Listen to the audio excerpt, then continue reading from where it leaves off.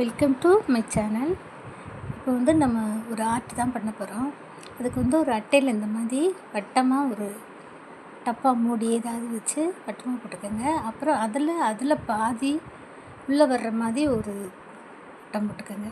அது ரெண்டையும் ஒன்றா சேர்த்துக்கலாம். அப்புறம் இந்த மாதிரி ஒரு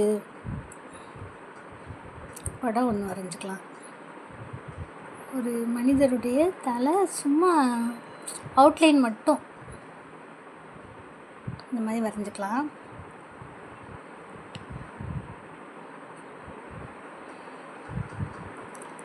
வரைஞ்சி இந்த மாதிரி வந்து ரெண்டு வரைஞ்சிக்கலாம். இந்த மாதிரி கொஞ்சம் பெருசாக ஒன்று, கொஞ்சம் சின்னதாக ஒன்று வரைஞ்சிக்கலாம். இந்த வட்டத்தை வந்து ஒன்றா சேர்த்து ஒரு கோடு மாதிரி போட்டுக்கலாம். இப்போ எல்லாத்தையும் கட் பண்ணிடலாம்.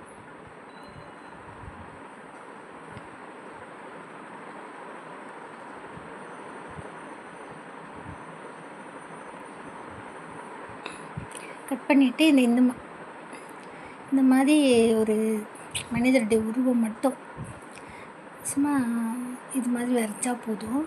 இதை வந்து நல்லா ஒரு சப்பாத்தி கட்டையை வச்சு நல்லா உருட்டினோம்னா தான் நம்ம வளைச்சோம்னாலும் அழகாக உடையாமல் விளையும். அதனால் நல்லா அப்படி ரொம்ப சிம்பிளான ஆர்ட்டு தான் இது. பார்க்குறதுக்கு ரொம்ப அழகாக இருக்கும், யூனிக்காகவும் இருக்கும். அதில் கீழே வந்து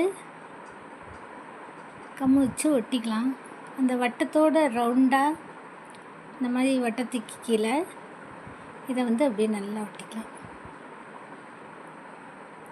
அதே மாதிரி நம்ம இன்னொரு சின்னது ஒன்று வச்சுருக்கோம்ல, அதையும் அப்படி ஒட்டிக்கலாம். இப்போ ஃபஸ்ட்டு ஒன்று ஒட்டிட்டு அதுக்கு மேலே ஒன்று இந்த மாதிரி ஒட்டிக்கலாம்.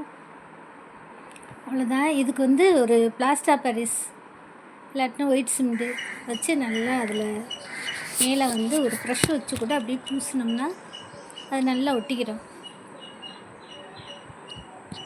அவ்வளோதான். இது சிம்பிள் ஆர்ட்டு.